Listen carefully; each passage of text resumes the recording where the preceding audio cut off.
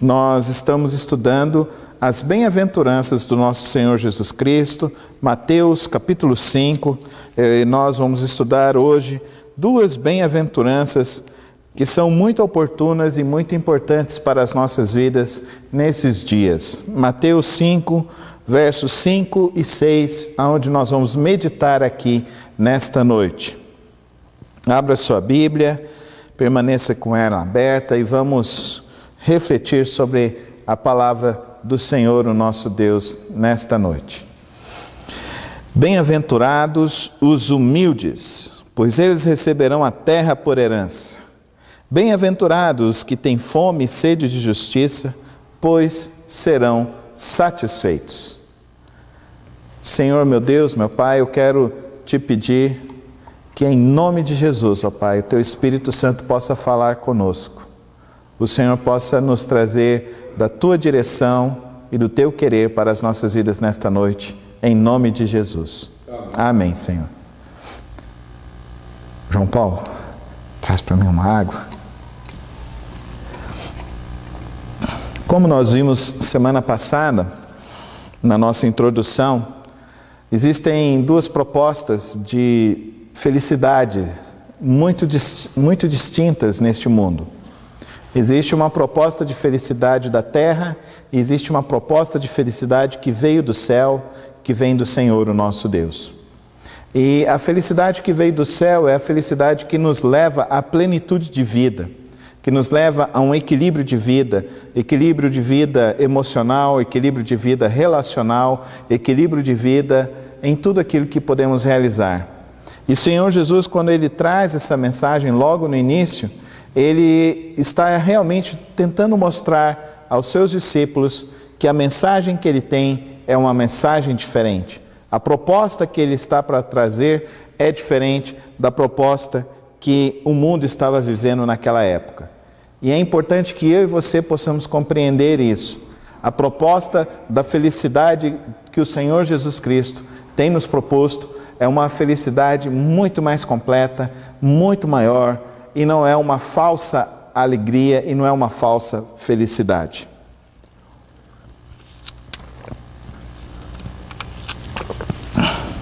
Nós vimos semana passada duas características dessa felicidade que o Senhor Jesus veio nos mostrar. A primeira característica, os pobres em espírito.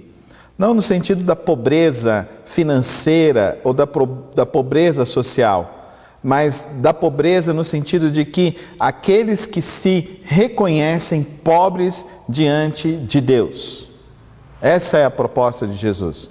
Aqueles que se colocam como necessitados de Deus, necessitados da graça de Deus. Felizes são esses, os pobres de espírito, esses que consideram que tudo que tem na sua vida não é importante. Eles precisam de algo que vem do Senhor. E esse algo que vem do Senhor é o que nós entendemos que Jesus está nos dizendo aqui, dos tais é o reino dos céus. Dos tais são esses que são dignos de entrarem e serem governados e reinados pelo Senhor, o nosso Deus. A segunda característica que nós vimos semana passada foi: bem-aventurados os que choram. E esse choro é o choro que derramamos em nossas vidas, diante da nossa finitude, diante das nossas fraquezas, diante até mesmo das nossas faltas de percepções ou falta de esperança. Bem-aventurados os que choram, pois esses serão consolados. E o Senhor Jesus não nos deixou órfãos, Ele nos deixou o Santo Espírito da promessa para termos o consolo celestial. Por isso que o cristão, ele não se desespera no meio das crises, no meio das tempestades, no meio das dificuldades, porque ele tem o Espírito Santo que lhe renova a fé, renova a esperança e ele confia cada vez mais no Senhor, o nosso Deus. Hoje, então, temos essas duas características. Bem-aventurados os humildes. Felizes são os humildes. Os humildes, então, receberão a terra por herança. E ser humilde é totalmente diferente do que se propõe hoje em dia. Hoje, quando se fala que é uma pessoa de sucesso, a pessoa de sucesso é arrogante, orgulhosa. Eu sei, eu posso te ensinar. Eu sou melhor do que você, eu conquistei o que você não conquistou. Mas o sucesso no reino de Deus é diferente. O sucesso no reino de Deus tem um referencial para nós. O apóstolo Paulo vai nos dizer lá em Filipenses capítulo 2, sede então o mesmo procedimento de vocês como foi do nosso Senhor Jesus Cristo, que sendo Deus não usurpou ser Deus, mas antes deixou toda a sua glória e veio em forma humana e como em forma de homem sofreu, morreu e foi enterrado e ressuscitou, e após ser ressuscitado foi exaltado sobremaneira. E aqui então Jesus diz, bem-aventurado não é o arrogante. E existem muitas pessoas que têm arrogância, até mesmo arrogância espiritual. Eu sou uma pessoa de oração, eu sou um pastor, eu sou um apóstolo, né? As pessoas que têm esse tipo de arrogância espiritual, queridos irmãos, a verdadeira felicidade não está em eu querer ser maior ou melhor do que o meu irmão. Ao contrário, bem-aventurado é o humilde. O humilde é aquele que reconhece que o outro também tem defeitos como ele também os tem. É aquele que reconhece que o outro, os dois juntos podem cooperar e a somatória das forças providenciar uma sinergia e gerar algo novo, algo especial. E é isso que nós fazemos como igreja. Como igreja somos irmãos uns dos outros, por meio do sangue de Cristo Jesus. Somos comprados pelo sangue do Cordeiro, transformados pelo Cordeiro, para então vivermos essa vida como irmãos que recebem do Espírito Santo de Deus. O que o humilde vai receber?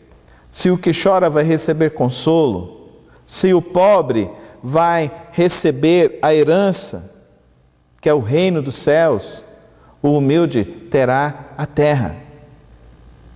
Terá a terra, conquistará todas as coisas. E isso é muito importante que eu e você possamos entender, queridos irmãos. A minha herança e a sua herança não está no tamanho das nossas conquistas. O problema daquele filho pródigo é que ele achou que a herança era direito dele, era por mérito dele. O que aconteceu com a herança dele? Ele acabou com ela. O pior, o irmão mais velho que estava lá do lado, ele falou assim, eu vou guardar a herança, eu vou esperar um momento para que eu possa então juntar mais e ter mais. E também o pai virou e falou assim, olha, você está procurando o tesouro do tolo, você está procurando o tesouro no final do arco-íris, você está procurando a felicidade no bilhete de Mega Sena, e sendo que você deveria entender que a felicidade está na humildade que nós nos colocamos então como Cristo, que deixou e se fez simples, e se fez humilde. Não humilde como uma maquiagem falsa. Não é isso. A humildade no sentido de que nós podemos experimentar muito mais da vida, muito mais do próximo, quando somos humildes. Isso é muito interessante. As pessoas que eu conheci mais abastadas, para mim, sempre foram as pessoas mais humildes. Sempre foram. E isso é muito importante para nós.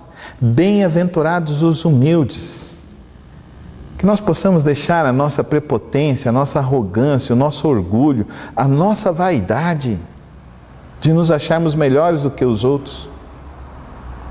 Como eu disse 3 semanas atrás, essa pandemia veio para nos mostrar que a falsa teologia da prosperidade não tem razão, que não é a sua positividade, que não é a sua decretação de nada. Cadê aqueles que decretavam?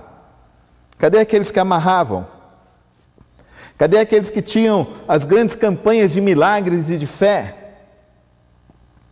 Bem-aventurados os humildes. Numa sociedade em que não se valoriza a humildade. Não é verdade, queridos irmãos? Irmão Abreu, eu me lembro de uma pessoa que virou e falou assim para mim, uma certa feita, virou e falou assim, não, essa igreja não vai crescer. Olha o carro do pastor. E eu falei para ele, eu fico feliz que eu posso deitar minha cabeça no meu travesseiro e falar assim, meu carro está quitado. Eu não estou devendo 60 parcelas aí para banco nenhum. Queridos, só que hoje a nossa sociedade não valoriza isso. Não valoriza a humildade. Você valoriza a humildade, querido irmão, querida irmã? Ou você valoriza a aparência, a vaidade, o orgulho, a prepotência? Infelizmente, muitas pessoas não conseguem entender essa realidade. Como eu digo para os irmãos, você não precisa me chamar de pastor, mas isso também não quer dizer que você precisa me desmerecer como pastor. Eu quero que você olhe para mim e perceba que eu sou um homem de Deus na sua vida. E eu estou aqui para ser simples e humilde, como foi Jesus Cristo. Não preciso ser identificado pelos lugares, mas também não posso ser menosprezado. Aqueles que são humildes reconhecem o valor do outro, reconhecem a importância do outro, exaltam a importância do outro. A verdadeira felicidade, querido irmão, está em querer olhar para o próximo e ver, vamos avançar juntos no reino de Deus. Querido, tem um ditado popular que diz que se você quiser ir mais rápido, você vai sozinho. Mas se você quiser ir mais longe, você precisa ter mais pessoas. Eu sou adepto dessa filosofia de vida, da humildade, da cooperação, da irmandade, de investir no outro, de ajudar o outro, de orar pelo outro, de admoestar em amor e viver em amor uns com os outros, estar com os ouvidos abertos para ouvir aonde o Espírito Santo está soprando. Não no sentido místico e esotérico, como muitas pessoas estão procurando aí hoje em dia. As coisas para mim são muito simples no reino de Deus. Bem-aventurados os humildes. Para mim isso é uma busca pela virtude, irmão Abreu. Uma busca por essa virtude.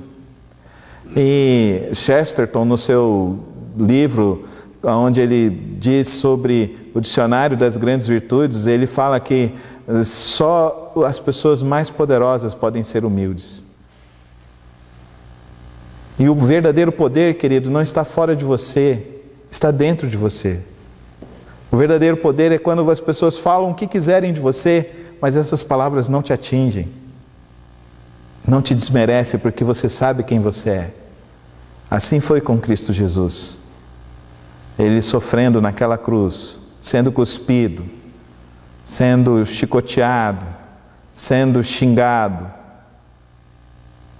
Ainda ao final, ele mostrou toda a sua dignidade, todo o seu valor, todo o seu poder, dizendo: Pai, perdoa, porque eles não sabem o que fazem.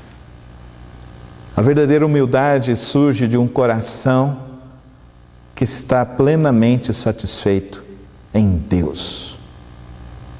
Aí está a verdadeira humildade. Se você quer gerar a verdadeira humildade no seu coração, comece a se tornar cada vez mais satisfeito em Deus, satisfeito no Senhor, não querendo as coisas que você ainda não tem, não ansiando pelas coisas que você ainda não recebeu, mas simplesmente entendendo que as coisas que Deus te deu são as mais fundamentais e necessárias para a sua vida. É muito triste a gente viver numa sociedade onde se valoriza cada vez mais a estética em detrimento das virtudes. Porque a estética é sempre aquilo que eu vou performar, aquilo que eu vou fazer do lado de fora. Mas na palavra de Deus, não, a felicidade que Jesus está querendo nos ensinar para mim e para você é uma virtude que precisa brotar dentro do seu coração, dentro da sua mente, dentro da sua alma. É você se ajustar diante de Deus e entendendo então que todos nós somos dignos da graça de Deus. Que todos nós somos iguais, temos os defeitos. Todos nós temos defeitos. Todos nós somos pecadores, por isso fomos destituídos da glória de Deus. Mas todos nós, na mão do oleiro, na mão de Cristo, na mão de Deus, podemos ser reajustados e transformados para vivermos uma vida então em paz com a gente mesmo e paz com o nosso próximo. Isso é humildade. A segunda característica desta noite, ele diz assim: bem-aventurados os que têm fome e sede de justiça. Você tem fome e sede da justiça de Deus? Eu estou estarrecido com esta nação. A população brasileira atendeu o ultimato dos seus governantes para que não saíssem, para que fechassem seus comércios, fechassem seus negócios, fechassem os seus espaços religiosos. E os governantes, o que eles fizeram? Fizemos esse blackout simplesmente para que pudessem ser gerados novos leitos de UTI. No nosso estado, na nossa cidade, não foi gerado um leito a mais. Pelo contrário, essa semana foi fechado um hospital. Um hospital que é uma maternidade. Ah, queridos irmãos, meu coração parte de ver tanta injustiça. Meu coração sofre de ver tanta injustiça. Tantos ataques, tantas coisas. Como que pode? Eu peguei o decreto da Organização Mundial da Saúde, irmão Abreu, para dar uma lida, e eu fiquei pensando assim, como que pode um decreto de uma página só virar e fazer isso que fez no mundo? Bilhões de pessoas estão desempregadas. Dizem que vão ser gerados, já foram gerados mais de 8 milhões de desempregos no Brasil. A troco de quê? A troco dos gananciosos prefeitos e alguns governadores roubarem o dinheiro público.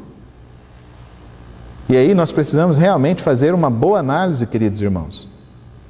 Porque os ataques que têm sido feitos ao presidente da República, ao governo federal, está cada vez pior.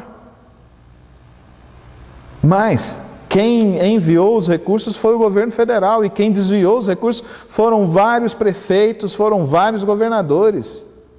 Que todos eles possam ser punidos. Essa é a minha oração ao Senhor. Deus, puna todos esses que estão morrendo, todos esses que estão roubando, que estão desviando.